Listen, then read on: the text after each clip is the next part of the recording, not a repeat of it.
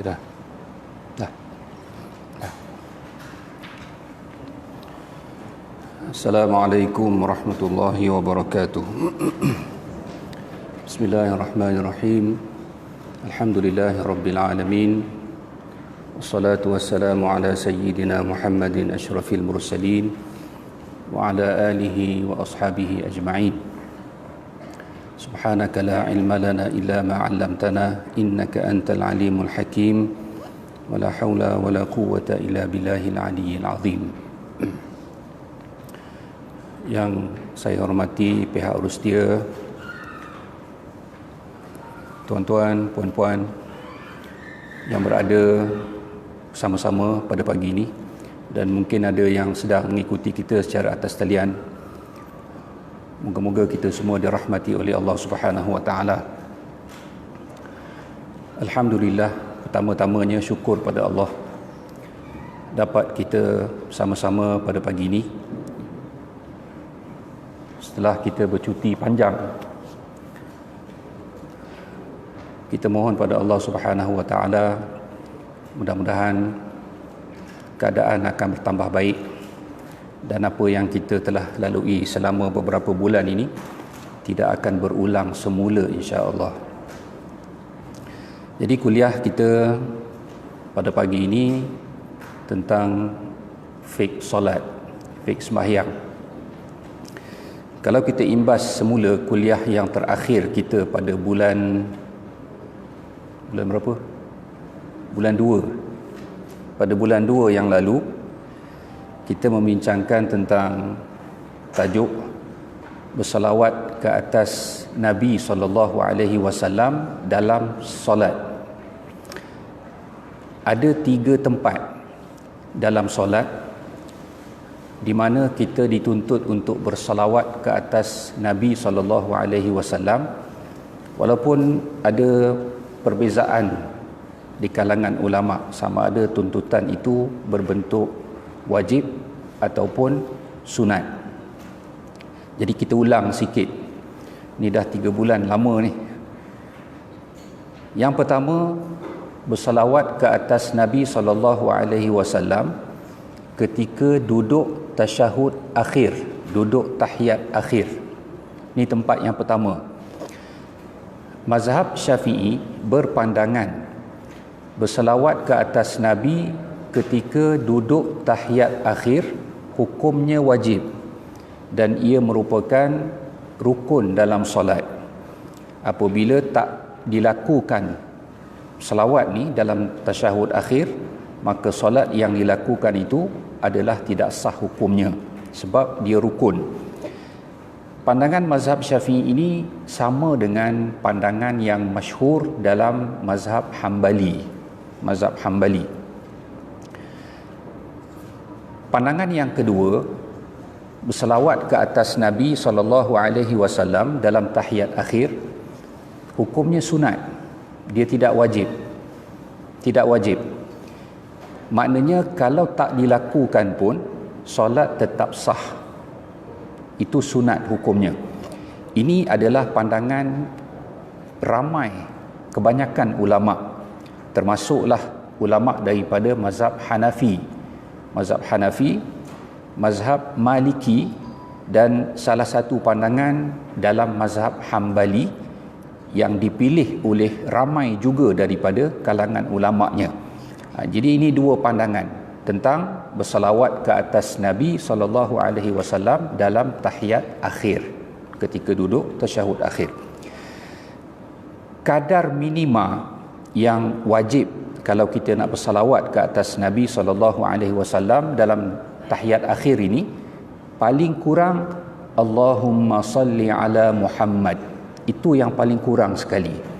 Yang paling baik seperti yang diajar oleh Nabi SAW sendiri, seperti yang telah kita jelaskan dalam kuliah yang lepas, yang dinamakan salawat Ibrahimiyah, yang macam kita selalu bacalah, Allahumma salli ala Muhammad wa ala ali Muhammad kama sallaita ala Ibrahim sampailah akhir fil alamin innaka Hamidum Majid.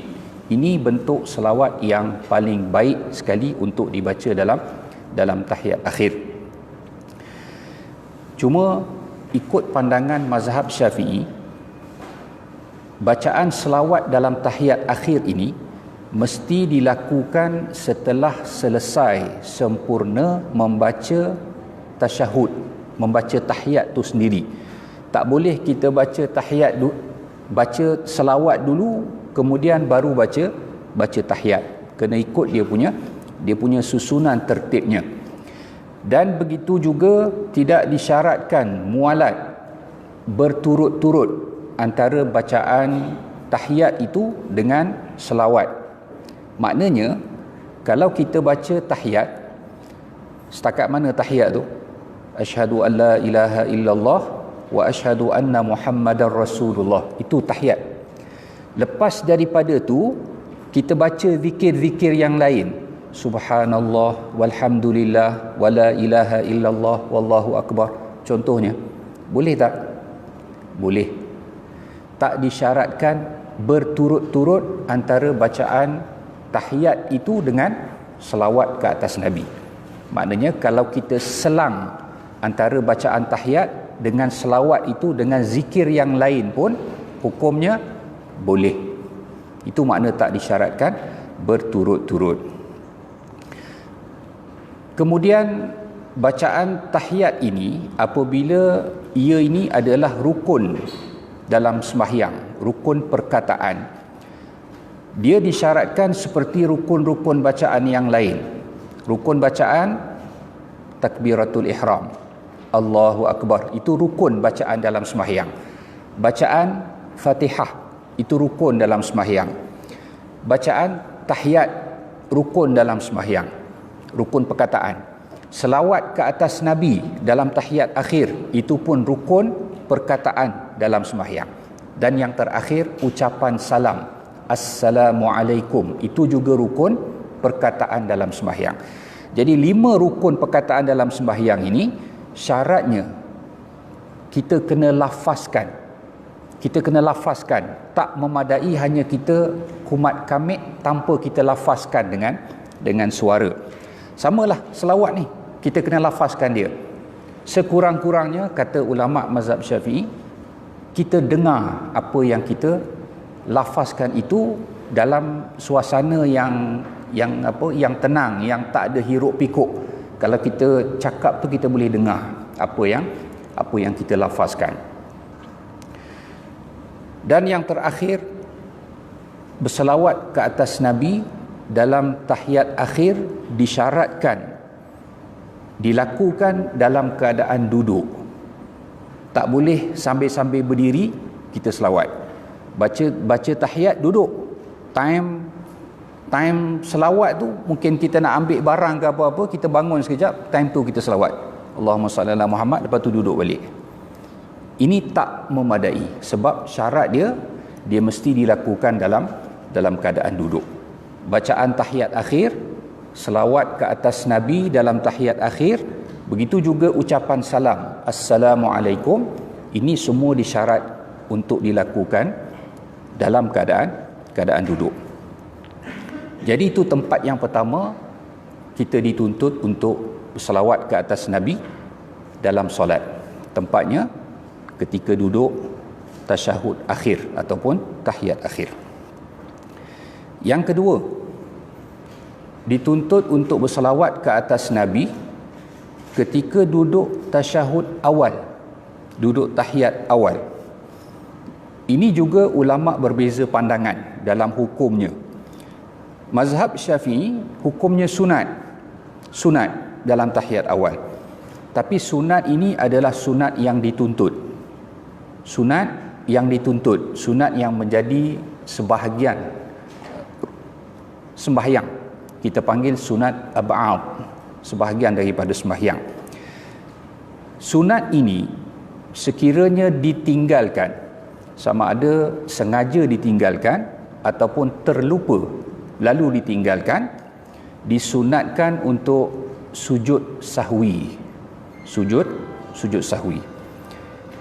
Ini pandangan mazhab Syafi'i, dan pandangan ini adalah pandangan Imam Syafi'i yang baru Imam Syafi'i kadang-kadang dalam satu masalah itu ada lebih daripada satu pandangan. Lebih daripada satu pandangan.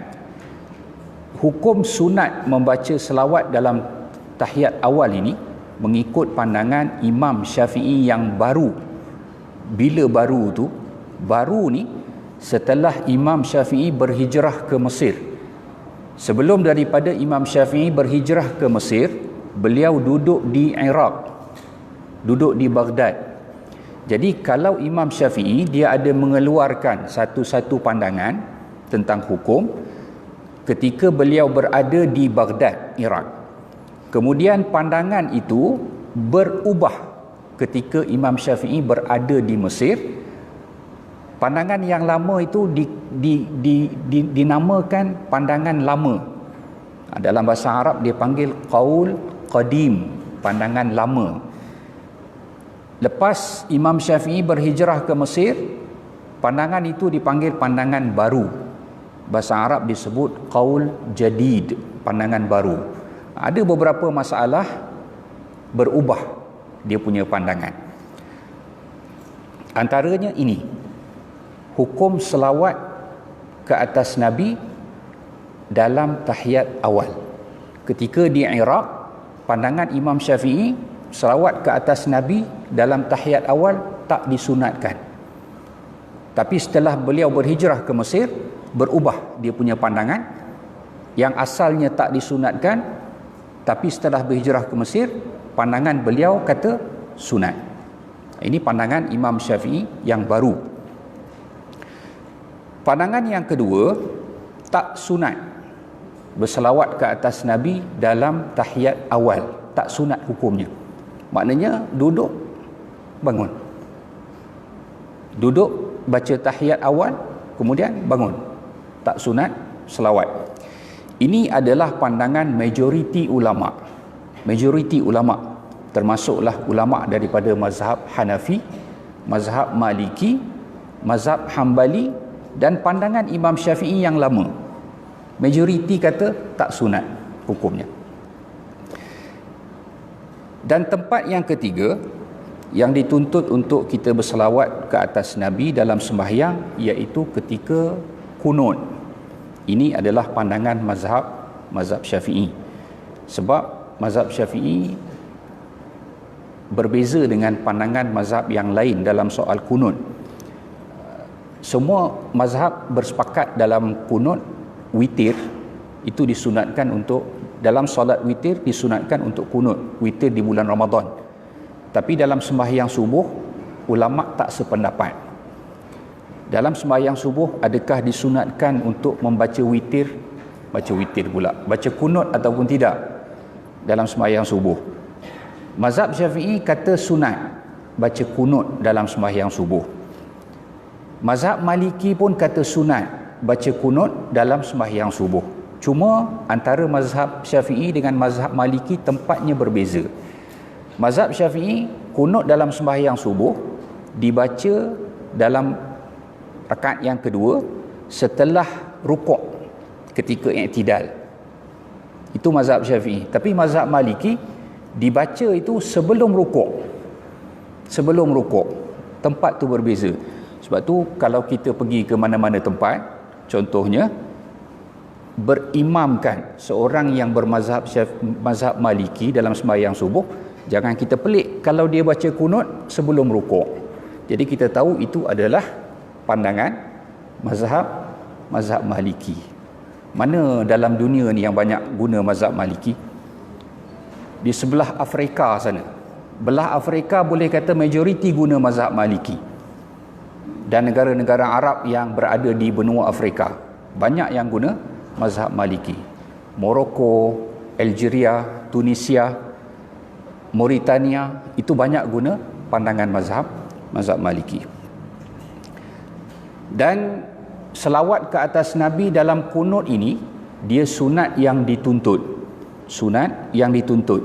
Maknanya kalau ditinggalkan sama ada sengaja ataupun terlupa, disunatkan untuk sujud sahwi. Sujud sahwi nanti kita akan bincangkan. Kemudian kita juga ada membincangkan tentang bacaan satu perkataan dalam selawat, iaitu perkataan Sayyidina. Allahumma salli ala Sayyidina Muhammad. Adakah bacaan Sayyidina ini disunatkan ataupun tidak? Kalau kita tengok kepada hadis yang diajar oleh Nabi SAW sendiri, apabila sahabat bertanya kepada Nabi, bagaimana kami nak berselawat ke atas engkau wahai Rasulullah, bacaan yang diajar oleh Nabi sendiri itu tanpa ada perkataan Sayyidina, tanpa ada perkataan Sayyidina. Allahumma salli ala Muhammad wa ala ali Muhammad. Tapi ulama mazhab Syafi'i berpandangan apabila kita menyebut nama Nabi SAW, dianjurkan untuk kita menzahirkan rasa hormat, adab kita kepada Nabi dengan kita meletakkan perkataan Sayyidina sebelum daripada nama Nabi Muhammad itu sendiri. Sayyidina maknanya penghulu kami, pemimpin kami, tuan kami. Itu makna Sayyidina. Cuma kalau kita tengok, alasan untuk meletakkan Sayyidina itu menurut apa yang disebut oleh ulama mazhab Syafi'i ialah untuk kita beradab kepada Nabi. Tapi masalahnya, bukan semua tempat kita guna Sayyidina. Bukan semua tempat. Betul tak? Dalam sembahyang tarawih, yang baca selawat lepas pada sembahyang tarawih tu, dia boleh buat dia punya susunan pula. Yang pertama tu tanpa Sayyidina, Allahumma salli ala Muhammad, kan? Lepas tu Allahumma salli ala Sayyidina Muhammad. Lepas tu wa habibina wa syafi'ina. Patutnya kalau kita nak menggunakan alasan adab kepada Nabi, semua tempat kita kena guna. Termasuklah yang macam kita sebut dulu dalam azan. Kenapa dalam azan kita tak gunakan perkataan Sayyidina? Kalau nak guna, biar konsisten semua. Tapi apa pun kita dah jelaskan dalam kuliah yang lepas, apa sahaja zikir yang diajar oleh Nabi SAW, yang terbaiknya kita terikat dengan apa yang baginda ajar. Itu yang paling baik. Kita tak kata salah nak baca Sayyidina, tak salah, dia tak membatalkan sembahyang. Tapi yang paling baik, kita terikat dengan apa yang diajar sendiri oleh Nabi SAW. Ini kita dah bincangkan dalam kuliah yang lepas. Jadi pada hari ini insya-Allah kita akan sambung yang berbaki tentang selawat ke atas Nabi SAW.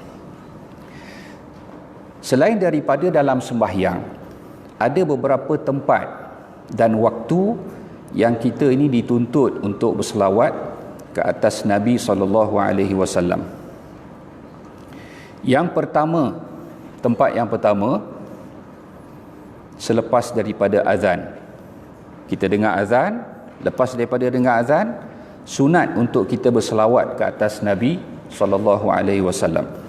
Ini berdasarkan kepada hadis yang diriwayatkan oleh Imam Muslim daripada sahabat Nabi Abdullah bin Amr radhiyallahu anhu. Nabi SAW bersabda, "Idza sami'tum al-muadzina." Idza, apabila, sami'tum, kamu mendengar, al-muadzin, orang yang melaungkan azan, faqulu, maka ucapkan, misla, seperti, ma yaqul, apa yang dia ucapkan. Kita dengar muazzin ucap Allahu Akbar, kita pun ucap Allahu Akbar. Kita dengar muazzin sebut asyhadu alla ilaha illallah, kita pun sebut asyhadu alla ilaha illallah. Kemudian kata Nabi, thumma, kemudian, sallu alayya, berselawatlah kalian kepada aku. Lepas kita dengar azan, kita jawab azan, kan, selawat ke atas Nabi. Sebelum kita baca doa Allahumma rabba hadhihi da'wati tammah tu, selawat ke atas Nabi, Allahumma salli ala Muhammad. Fa innahu, maka sesungguhnya, man salla alayya, sesiapa yang berselawat ke atas aku salatan, sekali selawat, sallallahu alaihi, maka Allah akan berselawat ke atasnya, biha, dengan sebab selawat tadi, asyra, 10 kali. Kita selawat sekali, Allah akan selawat ke atas kita 10 kali. Selawat, makna selawat ni kita dah bincang dulu kan. Apa dia makna selawat?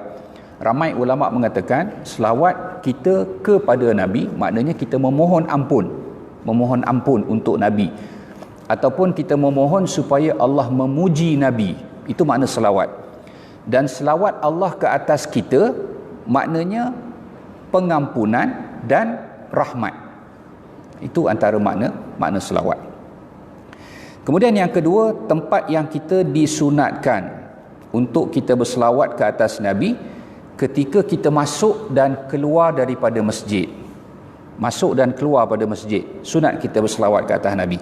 Ini berdasarkan hadis yang diriwayatkan oleh An-Nasa'i dan Ibnu Majah daripada sahabat Nabi Abu Hurairah radhiyallahu anhu bahawa Nabi SAW bersabda, "Idza dakhala," apabila masuk, ahadukum, siapa-siapa antara kamu, al-masjidah, ke dalam masjid, falyusallim, hendaklah dia mengucapkan salam, termasuklah berselawat, ala nabiyyi sallallahu alaihi wasallam, ke atas Nabi sallallahu alaihi wasallam.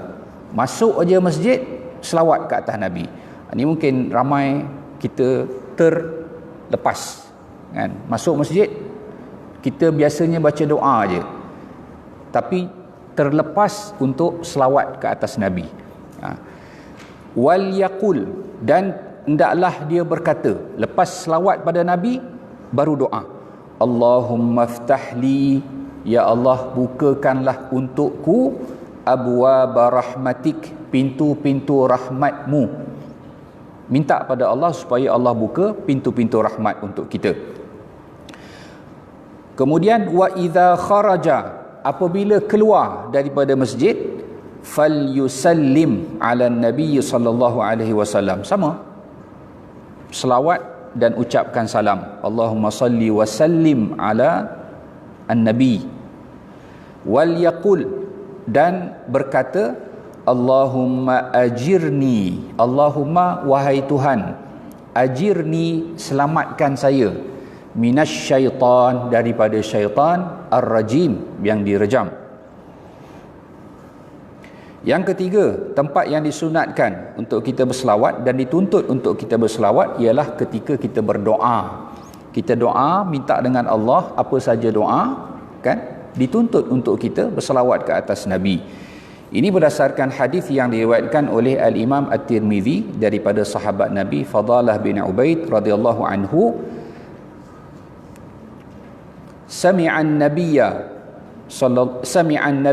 sallallahu alaihi wasallam, Nabi sallallahu alaihi wasallam mendengar, sami'a maknanya mendengar, rajulan, seorang lelaki, yad'u, berdoa, fi salatihi, dalam solatnya, falam yusalli ala nabi sallallahu alaihi wasallam, lelaki tadi tak berselawat ke atas Nabi, dia berdoa tapi tak berselawat ke atas Nabi. Faqala an-nabiy sallallahu alaihi wasallam, lalu Nabi sallallahu alaihi wasallam berkata, ajila hadza, lelaki ni cepat sangat. Ajila maknanya cepat sangat. Kalau kita mungkin kita kata kalut sangat, cepat sangat. Thumma da'ahu, lepas daripada lelaki tu sembahyang, Nabi panggil lelaki tadi. Faqala lahu, lalu Nabi berkata kepadanya, au li ghairihi, atau kepada orang lain. Ini kemungkinan ada keraguan daripada perawi.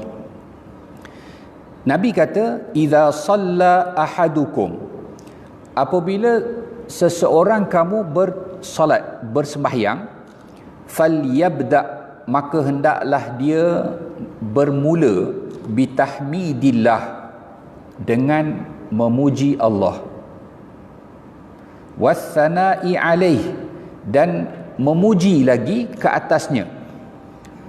Bila kita sembahyang kan, sembahyang ini ramai ulama yang mengatakan yang dimaksudkan ini ialah dalam tahiyat akhir. Maknanya bila kita duduk tahiyat akhir kan, pertama sekali kita baca ialah puji-pujian kepada Allah, at-tahiyatu al-mubarakatu as-salawatu at-tayyibatu lillah. Ini semua pujian kepada Allah kan. Nabi kata bila dalam sembahyang mulakan dengan puji-pujian kepada Allah. Thumma yusalli, kemudian berselawat ala Nabi sallallahu alaihi wasallam. Berselawat ke atas Nabi. Kan dalam tahiyat kan, lepas kita at-tahiyat kan, kita berselawat Allahumma salli ala Muhammad wa ala ali Muhammad. Okay. Thumma, kemudian setelah selesai selawat, thumma yad'u ba'du, kemudian dia berdoa, meminta bima syaa, dengan apa yang dia nak. Dalam sembahyang, sebelum kita bagi salam, lepas kita baca selawat ke atas Nabi, minta apa yang kita nak. Jadi walaupun hadis ini ramai ulama yang mengatakan yang dimaksudkan itu adalah dalam sembahyang ketika duduk tahiyat akhir, tapi ia juga boleh digunakan untuk makna yang lebih umum. Maknanya apabila kita nak berdoa, apa sahaja doa, disunatkan dan dituntut untuk kita berselawat ke atas Nabi SAW. Ini dikuatkan dengan satu hadis yang diriwayatkan juga oleh Al-Imam At-Tirmizi daripada sahabat Nabi Umar ibn Al-Khattab radhiyallahu anhu. Nabi kata, kullu du'ain, semua doa, mahjubun, terhalang, hatta, sehingga yusalla ala Nabi, dibaca selawat ke atas Nabi. Apa saja yang kita minta, dia tak akan sampai, dia tersekat. Yang boleh bagi lepas itu adalah selawat ke atas Nabi SAW. Sebab tu kata para ulama, apabila kita berdoa, yang terbaiknya kita mulakan dengan selawat ke atas Nabi, kemudian kita berdoa, dan setelah doa kita tutup sekali lagi dengan selawat ke atas Nabi SAW. Yang keempat, tempat yang dituntut untuk kita berselawat ke atas Nabi ialah ketika kita berhimpun dalam sesuatu majlis sebelum berpisah. Apa sahaja majlis, sembang dekat kedai kopi ke, sembang dalam WhatsApp ke, WhatsApp pun sembang juga kan, kira majlis, walaupun tak duduk sekali tapi dianggap sebagai satu majlis kan, sembang tak kira lah apa pun. Sebelum berpisah dituntut untuk kita berselawat ke atas Nabi SAW. Ini mungkin jarang kita buat kan, sembang lepas tu okey, jumpa lagi terus pergi. Lepas ni boleh kita praktikkan setiap kali apa sembang apa pun, lepas tu selawat ke atas Nabi. Kenapa kita perlu selawat ke atas Nabi setiap kali lepas kita bersembang?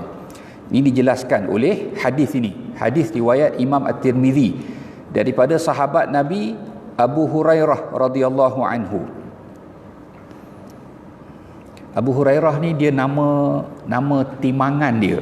Nama timangan dia Abu Hurairah. Siapa nama yang sebenarnya Abu Hurairah ni?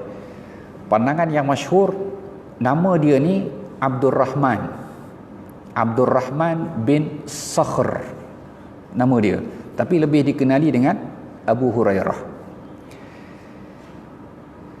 Kata Nabi SAW, ma jalasa qaumun majlisan, ma ni tidak, jalasa duduk, qaumun satu kaum, siapa-siapa sahaja, majlisan dalam satu majlis, thumma tafarraqu, kemudian mereka berpisah, walam yadhkurullah, berpisah tadi tak ingat Allah, tak menyebut Allah, tak berzikir kepada Allah, walam yusallu, dan mereka tidak berselawat ala Nabi, ke atas Nabi SAW, illa, Nabi kata, kecuali kana alaihim minallah, ke atas mereka itu daripada Allah, tirah ni maknanya ada kekurangan, ada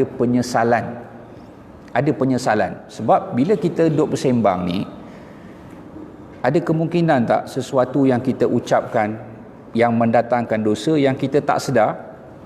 Ada, kemungkinan ada. Jadi bila kita bersembang-sembang itu dan kita berpisah begitu sahaja, berkemungkinan apa yang kita sembang itu akan menyebabkan dosa. Dosa ni pun ada peringkat-peringkat dia, menyebabkan dosa. Jadi dosa itu tadi akan menyebabkan kita ini menyesal. Kita ini berada dalam kerugian. Bila? Kalau tak di dunia, di akhirat. Kemudian Nabi kata, insya'a azabahum. Kalau Allah nak, Allah akan berikan hukuman, azaba, memberikan azab kepada mereka disebabkan ada dosa yang telah dilakukan ketika bersembang-sembang tadi. Wa insya'a, dan sekiranya Allah hendak, ghafara lahum, Allah akan ampunkan mereka. Jadi sebaik-baiknya kan, lepas kita bersembang-sembang, duduk apa semua, sebelum kita berpisah, zikir, ingat pada Allah dan berselawat ke atas Nabi SAW.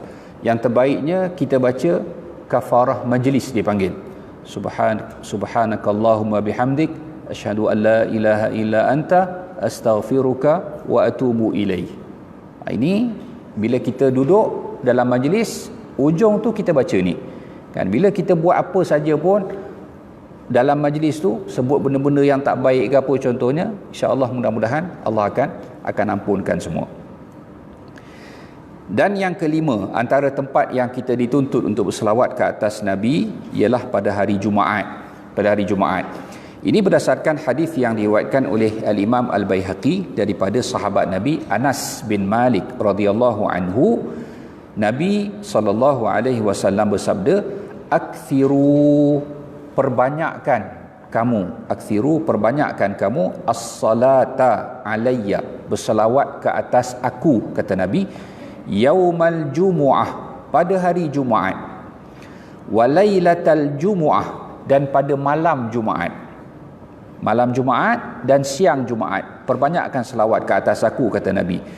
Faman shalla alayya, sesiapa yang berselawat ke atasku, salatan, satu selawat, sallallahu alaihi asyara, Allah akan berselawat ke atasnya 10 kali. Ini macam yang kita dah baca tadi. Ini antara tempat-tempat yang kita disunatkan untuk berselawat ke atas Nabi SAW.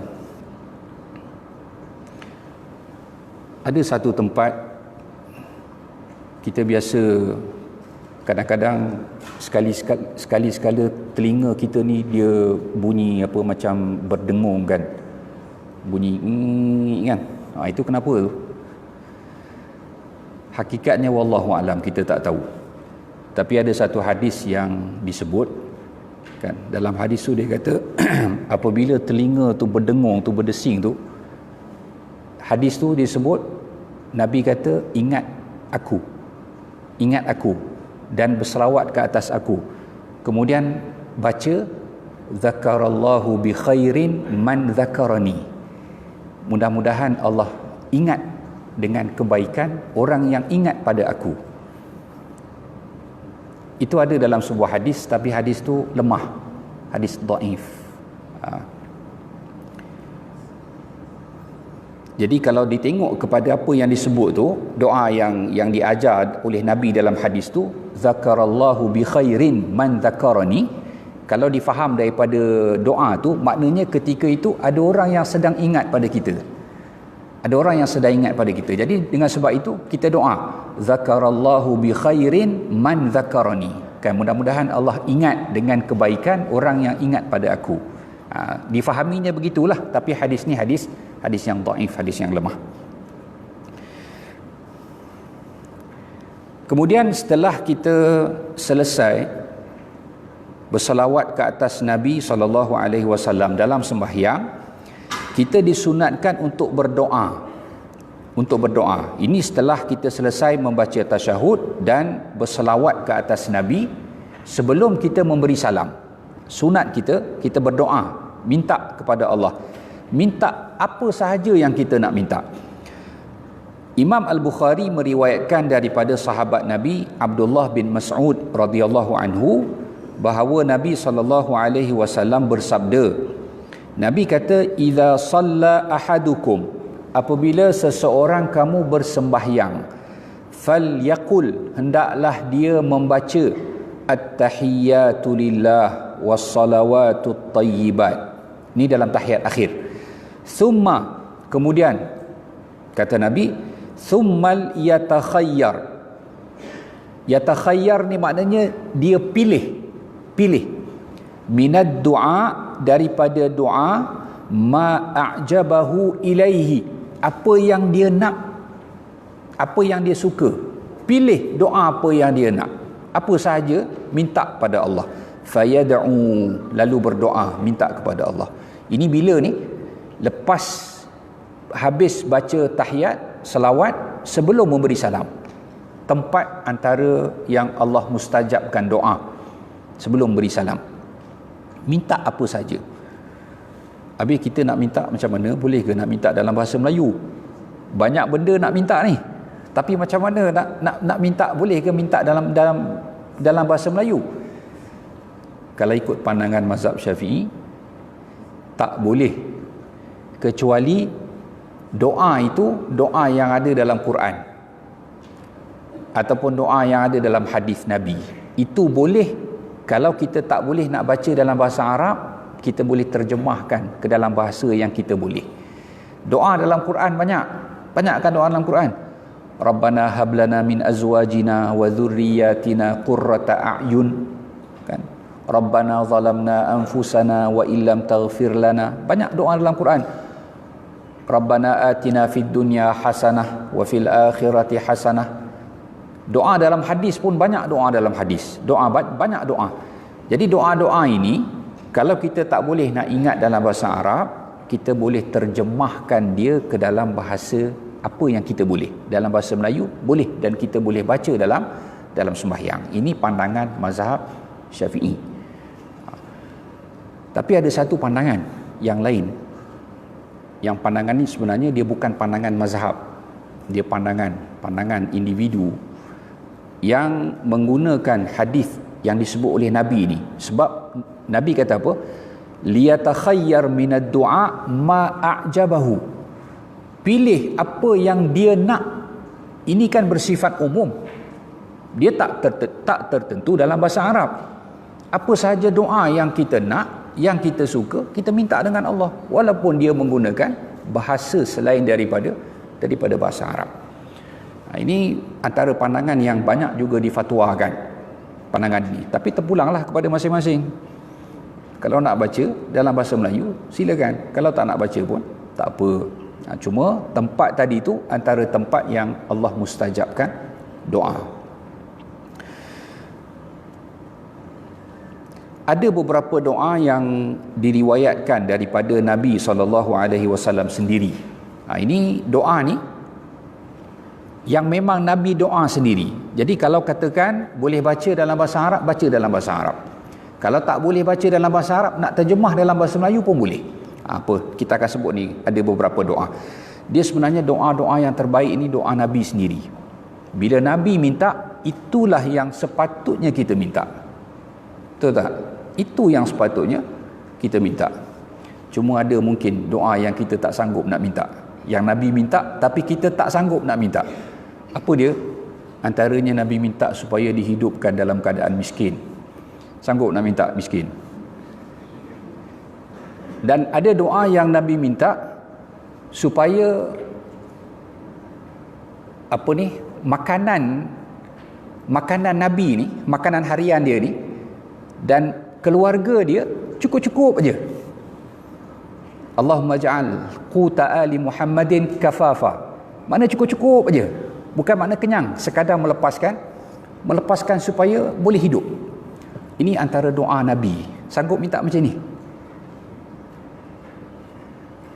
Mungkin ada yang sanggup, mungkin ada yang tak sanggup. Tapi apapun, doa yang terbaik adalah doa yang diminta oleh baginda Nabi SAW sendiri. Okey, kita tengok apa antara doa yang Nabi minta ketika duduk tahiyat akhir ni sebelum memberi salam. Yang pertama, an Abi Hurairah, daripada Abu Hurairah. radhiyallahu anhu qala, beliau berkata, qala Rasulullah sallallahu alaihi wasallam, Rasulullah bersabda, idza tashahhada, apabila membaca tasyahud, ahadukum, seseorang kamu. Maknanya apabila seseorang kamu membaca tasyahud dalam sembahyang, tahiyat, falyasta'iz billah, maka hendaklah dia memohon perlindungan dengan Allah min arba', daripada 4 perkara. Ini kalau boleh setiap kali kita sembahyang lepas tasyahud jangan tinggal doa ni. 4 benda ni. Apa dia 4 benda ni? Nabi kata, Allahumma inni a'udzubika, wahai Tuhan, sesungguhnya aku memohon perlindungan denganmu, min, daripada azabi jahannam, azab neraka jahannam. Setiap kali sembahyang jangan lupa doa ni, minta Allah lindung kita daripada neraka jahannam. Pertama, wa min azabil qabri, dan daripada azab kubur minta lindung. Wa min fitnatil mahya, dan daripada fitnah kehidupan. Wal mamat, dan kematian, minta lindung dengan Allah. Wa min syarri, dan daripada kejahatan fitnah al-masihid dajjal, masih ad-dajjal, minta lindung dengan Allah. Kita tak tahu bila dajjal akan keluar, tapi dia pasti akan keluar. Dan pengikut dajjal ni yang paling ramai siapa dia? Orang perempuan. Paling ramai pengikut dajjal. Jadi minta lindung dengan Allah supaya Allah selamatkan kita. Tak boleh baca bahasa Arab, baca dalam bahasa Melayu. Tapi sebaik-baiknya hafal kalau boleh. Ini 4 ni kalau boleh jangan tinggal. Kan? Sembahyang baca. Okay. Yang kedua, tadi yang pertama tadi hadis riwayat Imam Muslim, rawahu Muslimun, Imam Muslim, wa Ahmad, Imam Ahmad, wa Nasa'i, dan Imam An-Nasa'i. Yang kedua, an Urwata, tu baris atas patut tu. An Urwata bin Az-Zubair, daripada Urwah bin Az-Zubair, anna Aisyata, ini anak kepada Az-Zubair ibn al-Awwam, anak saudara kepada Aisyah. Sebab Zubair ni dia kahwin dengan kakak Aisyah, Asma bintu Abu Bakar. Anna Aisyata, bahawa Aisyah, zaujin Nabi, suami Nabi sallallahu alaihi wasallam, akhbarathu, memberitahunya, anna Rasulullah sallallahu alaihi wasallam, bahawa Rasulullah sallallahu alaihi wasallam, kana yad'u fi shalah, Nabi dulu selalu meminta dalam sembahyang. Apa doa yang Nabi selalu minta? Allahumma inni a'udzubika min azabil qabri. Ni sama macam yang atas tadi, minta lindung daripada azab kubur. Wa a'udzubika min fitnatil masihid dajjal, dan minta lindung daripada fitnah al-masih ad-dajjal.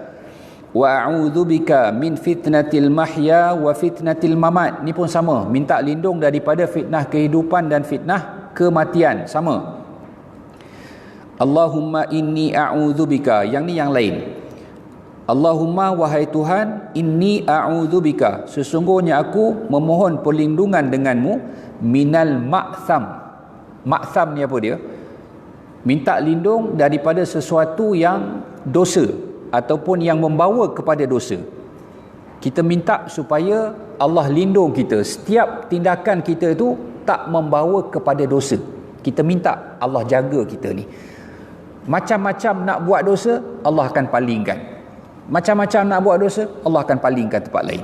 Ini kita minta pada Allah. Wal maghram. Maghram ni maknanya hutang, bebanan hutang.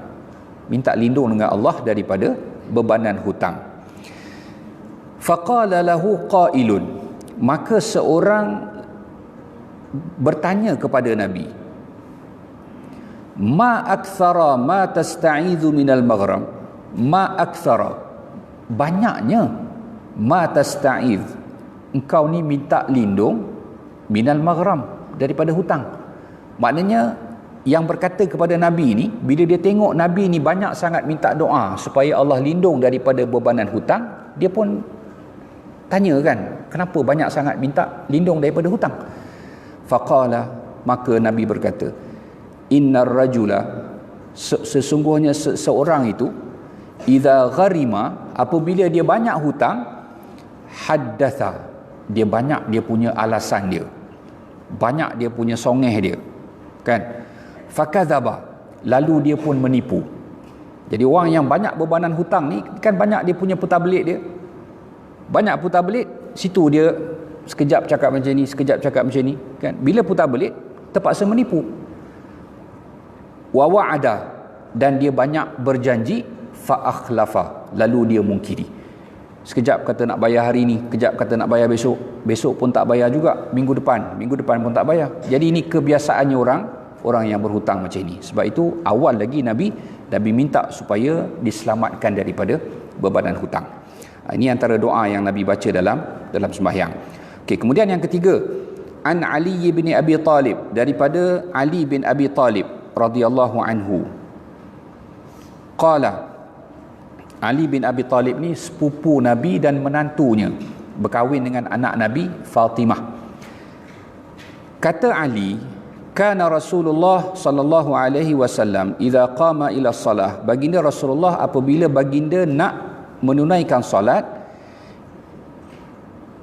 yakunu min akhiri ma yaqul, perkataan terakhir yang dilafazkan oleh Nabi, bainat tasyahudi wat taslim, antara tasyahud dan memberi salam, perkataan terakhir yang Nabi lafazkan, Allahumma ghfirli, wahai Tuhan ampunkan aku, ma qaddamtu, apa yang telah aku lakukan, wa ma akhartu, dan apa yang akan aku lakukan di masa depan, wa ma asrartu, apa yang aku sembunyikan, buat cara sembunyi-sembunyi, minta ampun dengan Allah, wa ma a'lantu, dan apa yang aku buat secara terang-terangan, wa ma asraftu, dan apa yang aku terlampau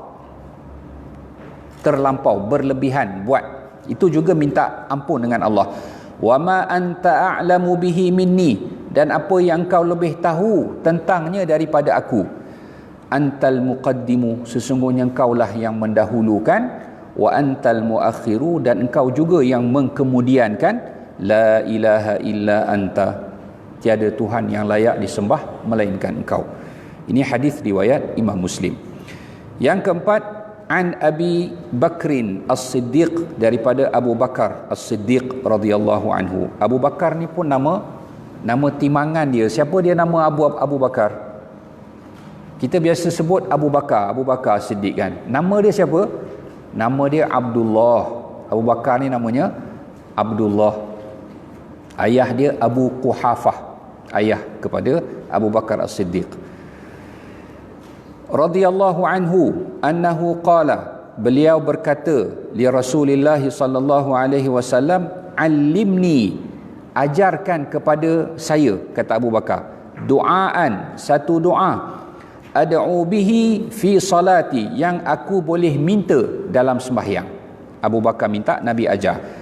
Qala, maka kata Nabi, qul, maka katakan, Allahumma inni zalamtu nafsi, Allahumma wahai Tuhan, inni sesungguhnya aku, zalamtu nafsi, menzalimi diri aku sendiri. Kan? Macam mana menzalimi diri sendiri? Buat dosa, menzalimi diri sendiri. Kathiran, banyak. Zulman kathiran, dengan kezaliman yang banyak, kan? Banyak buat kezaliman kepada diri sendiri. Wala yaghfiru dzunuba, sedangkan tiada yang mengampunkan dosa illa anta, kecuali engkau ya Allah. Faghfirli, maka ampunkan aku, maghfiratan min indika, dengan pengampunan daripada engkau. Warhamni, dan berilah rahmat kepadaku, innaka antal ghafurur rahim, sesungguhnya engkau maha pengampun lagi maha penyayang. Ini hadis riwayat Al-Bukhari, Muslim, Ahmad, Tirmizi dan An-Nasai. Yang kelima, antara doa yang Nabi ajar ni, antaranya hadis riwayat Muaz bin Jabal radhiyallahu anhu, anna Rasulullah sallallahu alaihi wasallam, bahawa Rasulullah sallallahu alaihi wasallam akhadha biyadihi, Rasulullah pegang tangan Muaz, wa qala, Lalu Rasulullah berkata, ya Mu'adh, wahai Mu'adh, wallahi, demi Allah, inni la uhibbuk, aku sayang dekat engkau ni Mu'adh. Nabi kata. Faqala, lalu Nabi berkata lagi, usika ya Mu'adh, aku pesan dengan kau wahai Mu'adh. Ini pesan pada orang yang dia sayang. Aku pesan kepada engkau wahai Mu'adh, la tada'anna, jangan sesekali tinggalkan. Pesan Nabi kepada Muaz, jangan tinggalkan, fi duburi kulli salatin, pada setiap kali di hujung sembahyang. Perkataan dubur ini ulama menafsirkan dengan dua makna. Satu, selepas sembahyang. Kita dah bagi salam, assalamualaikum warahmatullahi, assalamualaikum, lepas pada sembahyang, itu pun dinamakan dubur, belakang. Satu lagi, maksud perkataan dubur ini hujung sembahyang sebelum memberi salam, sebelum bagi salam. Ini tempat yang paling sesuai untuk doa, minta dengan Allah. Jadi Nabi pesan kepada Muaz, jangan sesekali tinggalkan di hujung setiap kali sembahyang, taqul Allahumma, wahai Tuhan, a'inni, bantulah saya, tolong, minta Allah tolong, ala zikrika, bantulah supaya dapat sentiasa ingat kepada engkau, ingat kepada Allah dalam setiap pergerakan kita ni. Wa syukrika, dan sentiasa mensyukuri nikmatmu ya Allah, wa husni ibadatika, dan melakukan ibadah dalam keadaan yang paling sempurna. Ini minta dengan Allah, sebab kita tak boleh nak buat apa sahaja ketaatan kecuali dengan pertolongan dan taufik daripada Allah, kan? Jadi selalu kita minta doa ni. Jadi Nabi pesan ni, jangan tinggalkan setiap kali sembahyang, sama ada di hujung sembahyang ataupun lepas daripada kita bagi salam, jangan tinggalkan ni. Setiap kali sembahyang baca ni, Allahumma a'inni ala zikrika wa syukrika wa husni ibadatika. Jangan tinggalkan ni. Ini hadis riwayat Abu Dawud. Dan yang terakhir antara doa Nabi yang diriwayatkan oleh Anas radhiyallahu anhu, annahu qala, beliau berkata, kana aktsaru du'ain nabiyyi sallallahu alaihi wasallam, doa Nabi yang terbanyak, makna yang paling kerap Nabi minta, apa dia? Allahumma rabbana atina fid dunya hasanah wa fil akhirati hasanah wa qina azaban nar. Rabbana, Tuhan kami, atina, berikan kepada kami, fid dunya, dalam dunia, hasanatan, kebaikan. Kan ni bukan nama orang hasanah ni, kan, kebaikan, hasanah, kebaikan. Wa fil akhirati hasanah, dan di akhirat juga kebaikan. Wa qina azaban nar, dan selamatkan kami daripada azab neraka. Apa lagi yang kita nak kalau kita minta kebaikan dunia dan akhirat? Doa ni mencakupi semuanya, kan? Sebab itu setiap kali doa, tak kiralah doa apa pun, dan terutamanya dalam sembahyang, jangan tinggal doa ni, kan? Atina fid dunya hasanah wa fil akhirati hasanah wa qina adzabannar. Okey. Jadi selesai tentang selawat dan doa lepas sembahyang.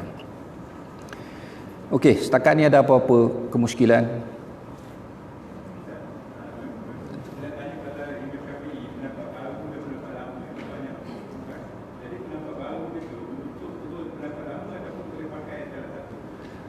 Dia kalau ikut kaedahnya, bila Imam Syafi'i ada pandangan baru dengan pandangan lama, yang dipegang itu adalah pandangan yang baru. Sebab itu perubahan ijtihad, perubahan pandangan, kan? Bila ada yang baru dengan yang lama, yang baru yang dipegang. Kecuali dalam mazhab Syafi'i ada lebih kurang 17 pandangan mazhab Syafi'i yang lama yang dipilih oleh ulama mazhab bahawa itu yang dipegang dalam mazhab. Ada lebih kurang 17, kan? Antaranya apa? Antaranya, kalau dalam bab solat ni, waktu sembahyang maghrib, pandangan Imam Syafi'i yang lama, waktu sembahyang maghrib ini dia berpanjangan sampai masuk waktu isyak. Maknanya kalau orang sembahyang maghrib pukul 8 suku, 8.30 tu masih boleh lagi sembahyang maghrib. Waktu maghrib masih ada. Masuk waktu isyak baru habis waktu maghrib. Ini pandangan Imam Syafi'i yang lama. Tapi pandangan Imam Syafi'i yang baru, waktu maghrib ni singkat je. Masuk waktu, siap nak bersuci, azan, iqamah, sembahyang maghrib 3 rakaat dan sembahyang ba'diyah 2 rakaat.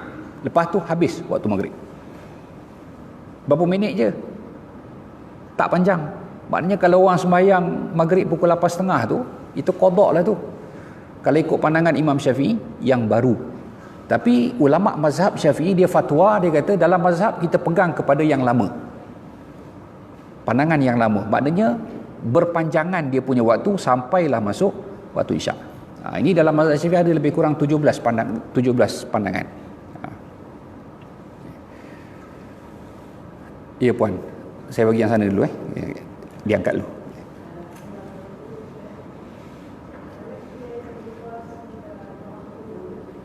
Macam mana saya kurang dengar? Kalau baca kunut,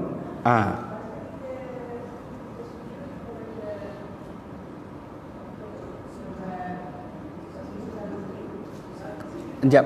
Kalau kita sujud, kita buat sujud sahwi. Kita nanti jap. Tadi dah baca kunut. Terlupa. Okey, terlupa.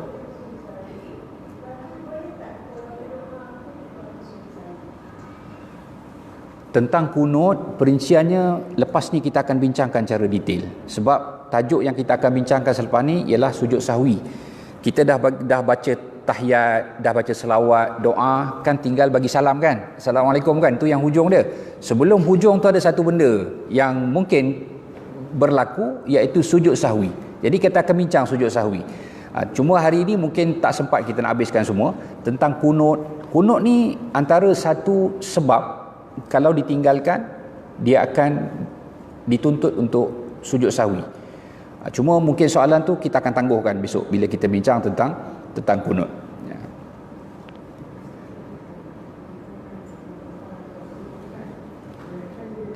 Saya kurang dengar lah.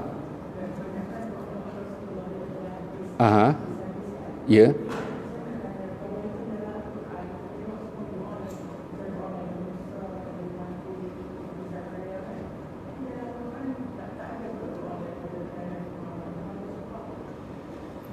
Doa daripada Nabi Muhammad.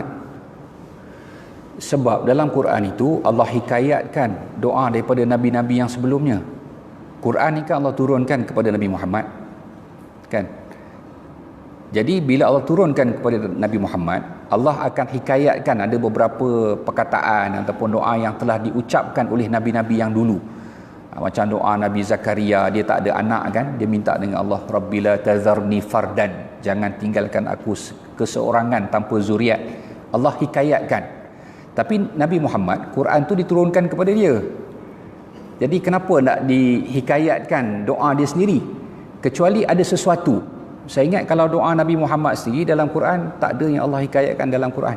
Sebab semua doa Nabi Muhammad itu diajarkan oleh Nabi dan dinukilkan kepada kita melalui hadis-hadis yang diriwayatkan.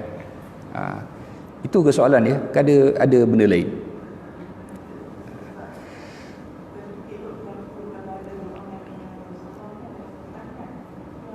Doa-doa Rasulullah dalam hadis.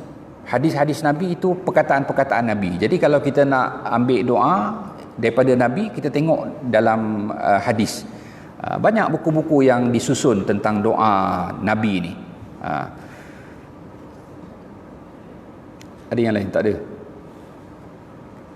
Okey, kalau tak ada kita sambung ni tajuk tentang sujud sahwi.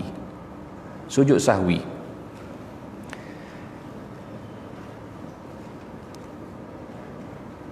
Sujud kita tahu apa dia sujud. Sahwi ni perkataan bahasa Arab. Maksud sahwi ni leka ataupun lupa. Itu makna sahwi. Jadi sujud sahwi, sujud yang dilakukan kerana lupa ataupun leka. Itu dinamakan sujud sahwi. Jadi sujud sahwi ialah sujud yang dilakukan bagi menampung kekurangan yang berlaku dalam solat kerana leka atau lupa. Jadi itu dinamakan sujud sahwi. Sebelum kita perincikan tentang sujud sahwi ni, kita tengok hadis-hadis induk yang menjadi sandaran ulama dalam sujud sahwi. Ada 6 hadis induk yang ulama gunakan sebagai sandaran. Hadis yang pertama, hadis riwayat Al-Imam Al-Bukhari dan Muslim daripada sahabat Nabi Abu Hurairah radhiyallahu anhu. Hari ini saja kita dah baca hadis yang diriwayatkan oleh Abu Hurairah ada berapa banyak hari ini? Abu Hurairah ni dia sahabat Nabi, masuk Islam lewat, tapi paling banyak meriwayatkan hadis daripada Nabi. Bila Abu Hurairah masuk Islam? Pada tahun ke-7 Hijrah. Ke-7 Hijrah lewat. Tapi disebabkan Abu Hurairah ni dia banyak melazimi Nabi, sebab itu beliau banyak menghafal hadis daripada Nabi. Abu Hurairah ni sikit, dia ni berasal daripada mana? Berasal daripada kabilah Daus, daripada Yaman asal dia. Abu Hurairah berhijrah ke Madinah ketika umurnya 28 tahun, muda. Bila datang ke Madinah, datang seorang-seorang bersama dengan kawan-kawan lah, tapi di sana dia tak adalah apa-apa, harta apa semua tak ada, datang ke tempat baru. Jadi bila sampai di Madinah, duduk di masjid. Di masjid ni ada satu tempat penempatan untuk sahabat-sahabat Nabi, terutamanya yang daripada golongan muhajirin yang datang daripada luar, duduk di masjid. Sebab apa? Tak ada rumah, tak ada keluarga, jadi duduklah menetap kat situ. Apa yang ada, ada. Makan apa yang ada. Antara yang duduk di situ Abu Hurairah radhiyallahu anhu. Jadi Nabi pun kalau ada apa-apa, contohnya ada perintah untuk pergi berperang ke apa-apa, Nabi akan dulukan ni golongan-golongan ni. Dan kalau ada bantuan pun apa-apa, Nabi akan dulukan yang ini. Sahabat-sahabat yang fuqara ini, yang fakir ni, yang duduk di masjid.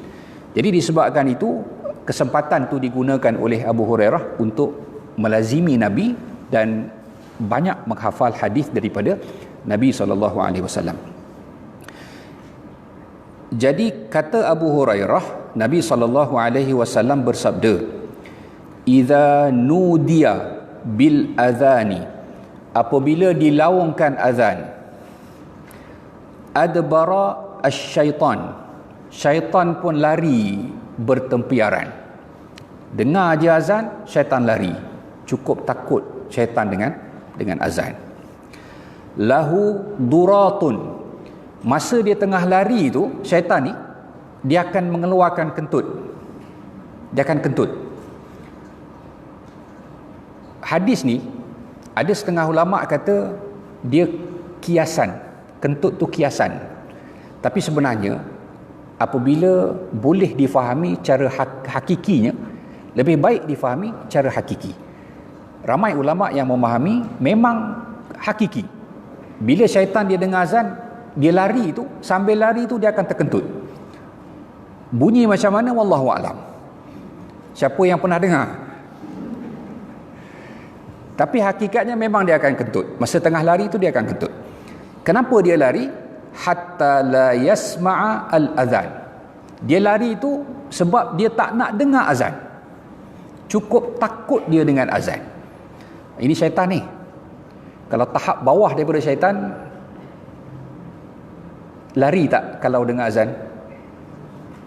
Syaitan, yang jahat syaitan ni, bila dengar azan, dia akan lari. Tapi kalau yang tahap bawah daripada syaitan, dengar azan, agak-agak lari tak? Kalau sungguh-sungguh, dia pun lari. Kalau kita tersepit dengan orang yang nak buat kejahatan kepada kita, laungkan azan. Contohlah, ada pencuri, perompak, orang nak ragut ke apa, contoh berdepan dengan kesulitan, laungkan azan. Dengan izin Allah, orang itu pun akan lari. Kalau syaitan pun lari, yang tahap bawah daripada syaitan pun boleh lari. Ini pernah berlaku ni, bukan saya bercakap begitu saja, pernah berlaku. Orang yang mengalami rumahnya pernah dimasuki oleh perompak, tak tahu nak buat apa, kan, ketika itu laung azan. Laung azan, lari perompak dengan izin Allah. Jadi syaitan ni dia akan lari. fa idza qudiyal adzan, apabila selesai azan, aqbala, dia akan datang balik. Masa azan tu dia akan lari, lepas habis azan dia akan datang balik. Dia akan datang balik. Lepas azan kan biasa orang sembahyang sunat apa kan, dia akan datang balik, dia akan kacau masa tu. Fa idza thuwiba, apabila dilaungkan iqamah, fa idza thuwiba biha adbara, bila dilaungkan iqamah dia akan lari sekali lagi. Dia tak nak dengar iqamah. Fa idza qudiya at-tathwib, apabila selesai dilaungkan iqamah, aqbala, dia akan datang balik. Ketika itu kata Nabi, yakhturu, boleh baca yakhturu, boleh baca yakhtiru, baris depan dengan baris bawah, ada dua cara. Yakhturu bainal mar'i wa nafsihi, dia datang balik tu dia akan mula kacau dalam diri seseorang yang tengah sembahyang tadi ni. Dia akan bisikkan sesuatu, dia akan was-waskan. Ini memang kerja dia. Kita tak boleh nak marah dengan dia, sebab itu memang kerja dia. Yaqul, ketika itu masa dia tengah kacau tu, syaitan tadi dia akan berkata. Apa yang syaitan kata? Uzkur kaza, cuba kau ingat ni. Masa tu dia bisik, uzkur kaza, cuba ingat ni. Lima lam yakun yadhkur, dia suruh kita ingat sesuatu benda yang kita tak ingat pun sebelum tu. Sebab tu time sembahyang kan, benda-benda yang kita tak ingat pun dia akan mari kan. Nak cari barang pun sembahyang lah, yang lupa nak letak mana pun memang ingat punya. Siapa yang bagi tahu masa tu? Syaitan lah. Dia akan bisikkan dalam hati, cuba kau ingat ni, cuba kau ingat ni. Nabi kata hatta yadhalla ar-rajul, sehinggalah seseorang itu bila dah dia dengar bisikan syaitan tadi, in yadri, sehingga dia tak tahu, dia tak sedar, kam salla, berapa rakaat dia dah sembahyang, sebab kena ganggu dengan syaitan tadi. Kemudian Nabi kata fa idza lam yadri ahadukum, apabila seseorang kamu tidak tahu kam salla, berapa dia sembahyang, berapa rakaat dia dah sembahyang, Nabi kata falyasjud, hendaklah dia sujud, sajdataini, 2 kali sujud, wa huwa jalisun, dia dalam keadaan duduk. Sujud dalam keadaan duduk. Cuma dalam hadis ni tak disebut bila, adakah sebelum salam ataupun selepas daripada salam. Cuma Nabi bagi tahu sujud dalam keadaan duduk. Hadis yang sama, maknanya riwayat yang sama, riwayat Abu Hurairah, tapi diriwayatkan oleh Imam Abu Dawud. Dalam riwayat Abu Dawud, Nabi kata falyasjud, hendaklah dia sujud, sajdataini, 2 kali sujud, wa huwa jalisun, dalam keadaan duduk, qablat taslim, sebelum memberi salam. Ini dalam riwayat Abu Daud, maknanya sebelum bagi salam tu sujud 2 kali. Ini hadis yang pertama. Hadis yang kedua, hadis riwayat Imam Al-Bukhari dan Muslim daripada Abu Hurairah juga radhiyallahu anhu. Beliau berkata, Shalla bina Rasulullah sallallahu alaihi wasallam, Rasulullah bersembahyang bersama kami, kata Abu Hurairah, ihda salatai al-ashiyyi, ihda salah satu, salatai 2 salat, al-ashi. Al-ashi ni dia waktu daripada gelincir matahari sampai terbenam matahari, itu dinamakan ashi, nama dia. Jadi kata Abu Hurairah, Rasulullah bersembahyang dengan kami salah satu sembahyang ashi. Ashi ni sama ada zuhur ataupun asar. Imma az-zuhra wa imma al-asra, sama ada sembahyang tu sembahyang zuhur ataupun sembahyang tu sembahyang asar. Kemungkinan zuhur ataupun asar. Ada pandangan yang kata ini berlaku 2 kali, sekali waktu zuhur, sekali waktu asar. Apa yang berlaku? Fasallama fi rak'ataini, Rasulullah bagi salam setelah solat 2 rakaat. Solat asar ataupun zuhur 4 rakaat. Tapi lepas 2 rakaat Rasulullah bagi salam. Fasallama, bagi salam. Lepas Rasulullah bagi salam 2 rakaat ni, thumma, kemudian ata, Rasulullah pergi jiz'an, pergi ke sebatang kayu fi qiblatil masjid, yang berada di bahagian depan masjid. Ada sebatang kayu yang duduk melintang bahagian depan masjid. Dikatakan kayu ni dijadikan tempat sandaran Nabi ketika berkhutbah sebelum Nabi meletakkan mimbar. Kayu yang berada di bahagian depan masjid. Bila Nabi pergi ke kayu tu, apa yang Nabi buat? Fastanada ilaiha. Lalu Nabi pun bersandar dekat kayu tu. Dalam satu riwayat lain disebut, Nabi sandar tu, tangan Nabi ni Nabi buat macam ni. Ini apa kita sebut ni? Apa dia? Bahasa Melayu panggil apa ni? Masukkan tangan kanan ke tangan kiri ni. Cangkap nama dia. Nabi buat macam ni. Masuk tangan ni, jari ni masuk dekat sini. Masukkan sini, kemudian Nabi letakkan ni belakang tangan kiri letak dekat pipi. Macam tu. Nabi bersandar. Mughdaban, dalam keadaan Nabi dilihat tak selesa. Emosi baginda terganggu ketika itu. Mungkin sebab itu yang Nabi lupa ni. Nabi lupa. Kan macam tu, nampak macam ada sesuatu yang berlaku. Wa fil qaumi, dan ada bersama ketika itu Abu Bakrin wa Umar. Sahabat Abu Bakar dengan Umar solat bersama. Fahaba, mereka berdua ni disebabkan hormat mereka kepada Nabi, mereka rasa kerdil an yatakallama, untuk bercakap, bertanya kepada Nabi apa yang berlaku. Kan, tengok Nabi dalam keadaan macam tu, rasa sebersalah nak pergi tanya. Wa kharaja sara'anun nas. Bila Nabi dah bagi salam, ada setengah-setengah ni yang memang cepat nak keluar. Mungkin ada keperluan nak buang air apa, lalu sebahagian sahabat ni keluar segera daripada masjid. Sebab Nabi dah bagi salam, keluar. Mereka berkata, yang keluar ni, mereka berkata, qusirat as-salatu, sembahyang telah dipendekkan, telah diringkaskan. Asalnya 4 jadi 2. Faqama dzul yadaini, dalam ramai-ramai itu ada seorang ni digelar dengan dzul yadaini. Dzu, orang yang mempunyai, al yadain, 2 tangan. Semua ada 2 tangan. Tapi kenapa dia ni dinamakan dzul yadain? Sebab tangan dia ni lebih panjang sikit daripada orang lain. Tangan dia lebih panjang, sebab tu dipanggil dia ni dzul yadain. Dia nama dia al-khirbaq, dia punya nama. Tapi dipanggil dzul yadain.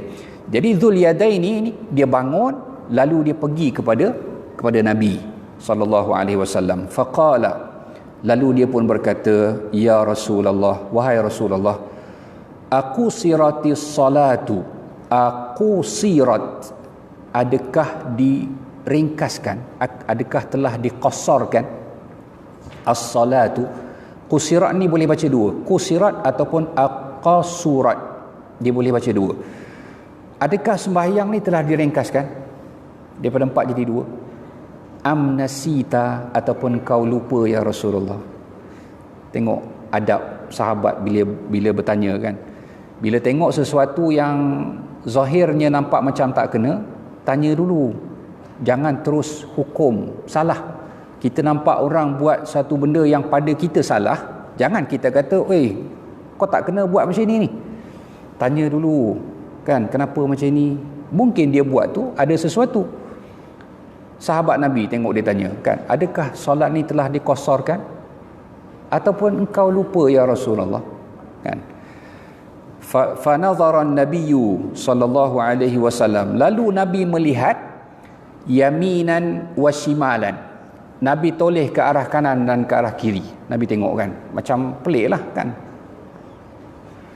Faqala, lalu Nabi berkata, ma yaqulu dzul yadain, kan apa yang dzul yadain sebut ni, kan betul ke apa yang dia sebut ni?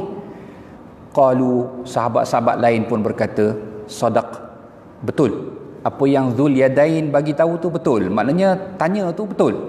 Sembahyang tu memang 2 rakaat sahaja. Lam tusalli illa rak'ataini, engkau tak bersembahyang wahai Rasulullah kecuali 2 rakaat je.